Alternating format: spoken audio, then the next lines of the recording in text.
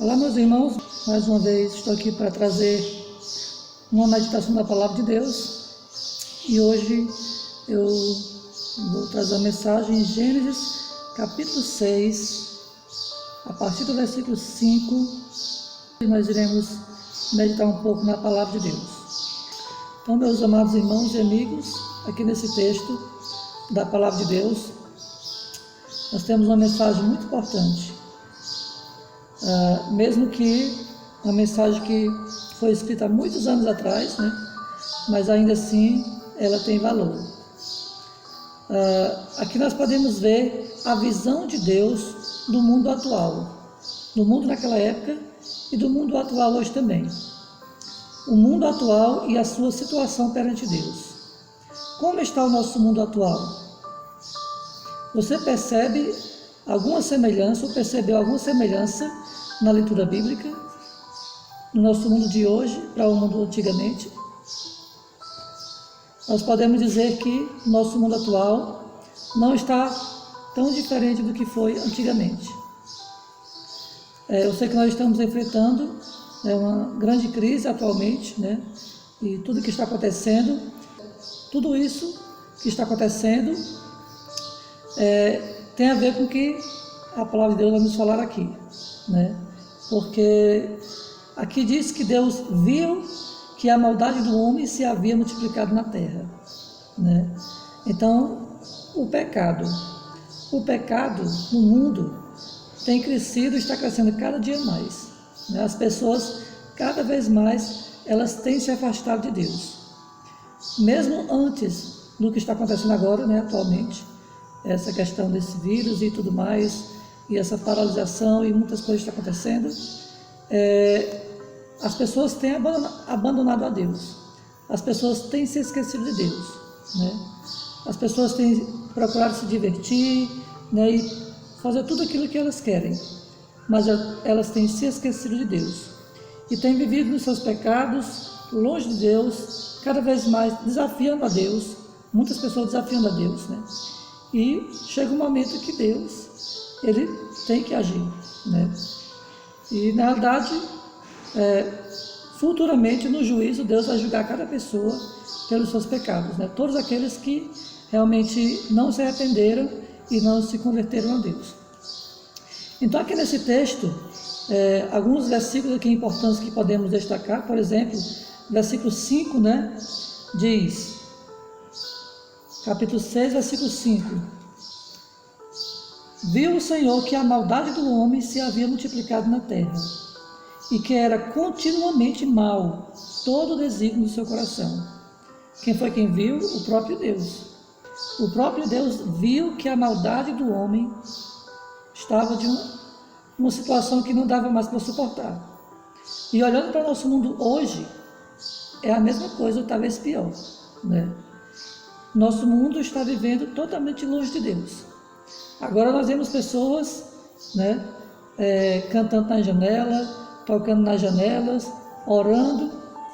Claro, tem que buscar a Deus, mas nós não devemos buscar a Deus só quando a tempestade surge, né? Quando as coisas começam a dar errado. Nós temos que buscar a Deus antes das coisas darem errado. Nós temos que buscar a Deus em toda a nossa vida, né? E devemos nos entregar a Ele completamente, nos arrependendo dos nossos pecados, nos convertendo a Ele, para que Deus nos guie da maneira como Ele quer.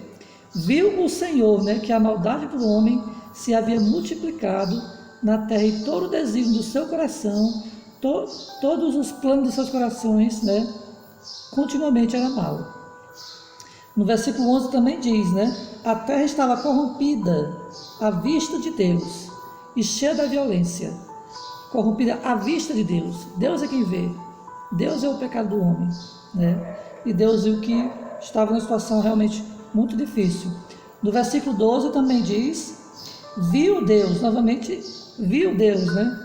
Viu Deus a terra, e eis que estava corrompida, porque todo ser vivente se havia corrompido o seu caminho na terra. Todo ser vivente. A Bíblia diz que todos pecaram e carecem da glória de Deus. Romanos 13, 23. Todos pecaram, todos se extraviaram, a uma se fizeram inúteis. Todos pecaram. Não é só uma pessoa, todos nós somos pecadores. Todos nós estamos na mesma condição, necessitados do mesmo Deus, da mesma salvação. Então Deus viu que a terra estava corrompida e por isso Deus, ele toma uma decisão quanto a isto, né? Eu citei Romanos 3, 23, né? No capítulo 3 de Romanos, do versículo 9 ao versículo 18, ali ele fala da situação do homem, do coração do homem, né? Que o homem realmente se distanciou de Deus, que o homem realmente ele tem se afastado de Deus. E ali no livro de Romanos, capítulo 3, versículo 9 em diante, é como se fosse um raio-x, né? Um raio-x que vai mostrar o problema que está dentro de nós, né? A Bíblia, a palavra de Deus, ela mostra que nós somos pecadores, né?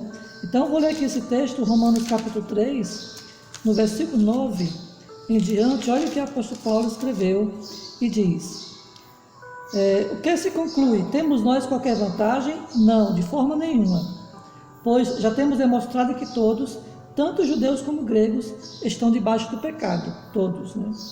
Como está escrito, não há justo, nenhum sequer. Não há quem entenda, não há quem busque a Deus, todos se extraviaram, a uns se fizeram inúteis, não há quem faça o bem, não há nenhum sequer. A garganta deles é sepulcro aberto, com a língua urda engano, veneno de víbora está nos seus lábios.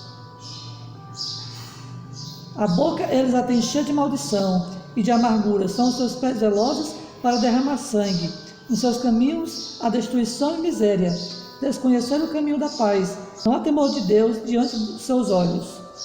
E o versículo 23, pois todos pecaram e carecem da glória de Deus. Então aqui, meus irmãos e amigos, Deus está dizendo na sua palavra que todos pecaram, todos estão na mesma condição.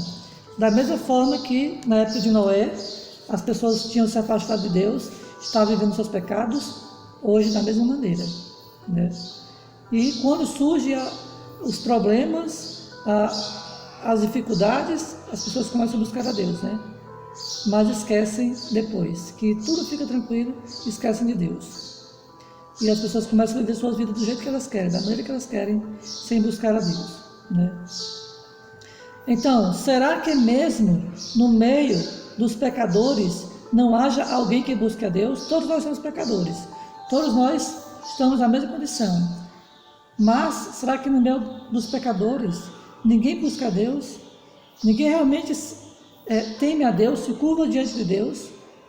Nós vemos aqui, né, no livro de Gênesis, como eu li já, né, no versículo 8 em diante de capítulo 6, 8 e 9, que a Bíblia nos diz: porém Noé achou graça diante do Senhor. Noé achou graça. O que significa isso, né? Noé achou misericórdia da parte de Deus. Não porque Noé fosse melhor do que as outras pessoas. Não porque Noé nunca tenha pecado na vida dele. Noé era um pecador também. Assim como eu sou um pecador e todos aqueles que são crentes também são pecadores, né? Noé era um homem pecador, mas aqui diz que Noé achou graça diante de Deus. Por qual razão que Noé achou graça? Por qual razão Noé achou misericórdia da parte de Deus? Porque as outras pessoas também que eram pecadoras não acharam misericórdia da parte de Deus. O versículo 9 diz: eis a história de Noé. Noé era homem justo e íntegro entre os seus contemporâneos. Noé era homem justo e íntegro entre os seus contemporâneos.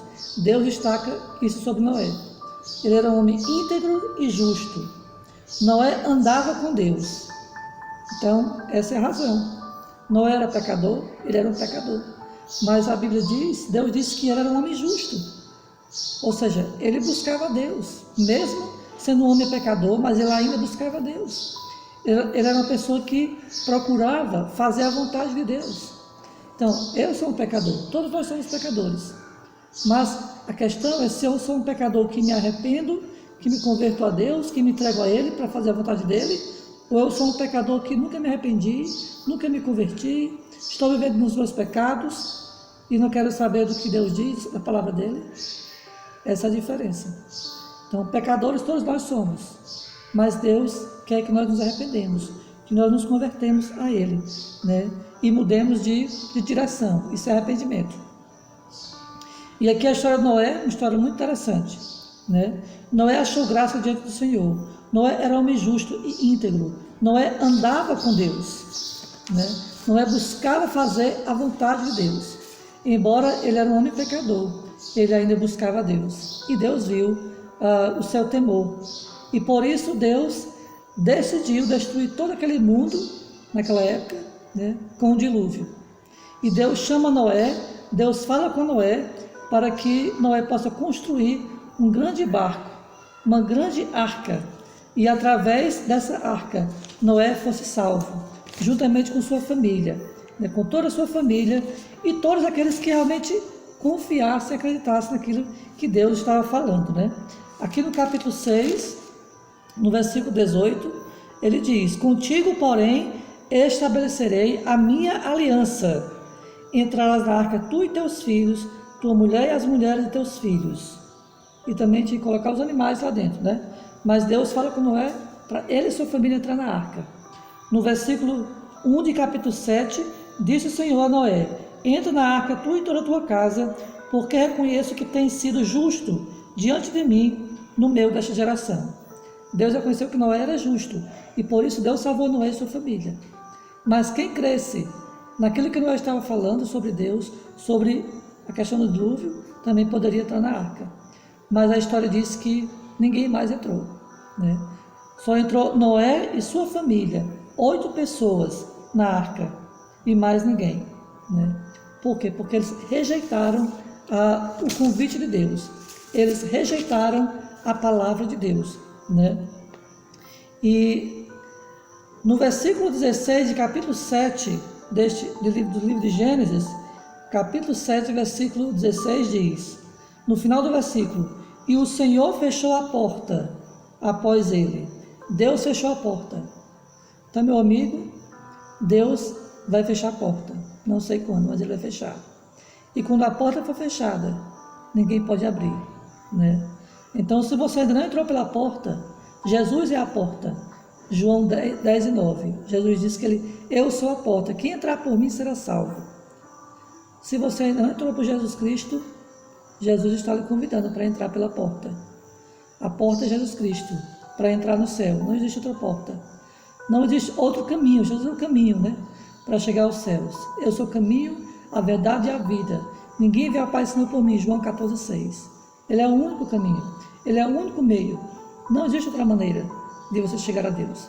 Então, meu amigo, Deus está lhe convidando hoje para você crer nele, para você entregar sua vida para ele, para que você venha se arrepender dos seus pecados, não apenas para se livrar do inferno em si, mas para você servir a um Deus maravilhoso, um Deus que te criou, um Deus que te formou, e ele quer que você também creia nele, que você possa ter a certeza que você vai estar com ele lá na glória do céu, porque 1 João 5,13 diz: estas coisas eu vos escrevi a fim de saberdes que tendes a vida eterna, a vós outros que credes em nome do Filho de Deus.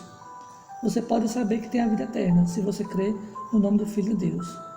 Então, que essa mensagem possa ajudar os irmãos, né, aqueles que já são crentes, a cada vez mais confiar em Deus, na sua palavra, e se fortalecer através dela.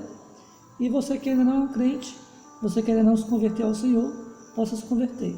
Porque um dia a porta vai ser fechada. E quando Deus fechar a porta, assim como foi na época de Noé, muitas pessoas depois vão lá bater. Vão ficar batendo na porta. Noé, né? Eu quero entrar. Não podia mais entrar. E assim hoje também. Quando Deus fechar a porta, você vai querer entrar e não vai poder mais. Porque não sou eu que vou fechar a porta.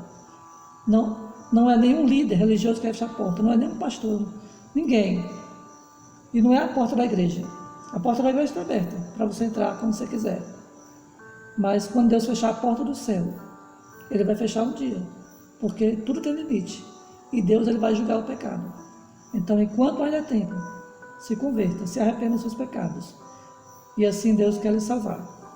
Deus abençoe cada um de vocês, em nome de Jesus Cristo.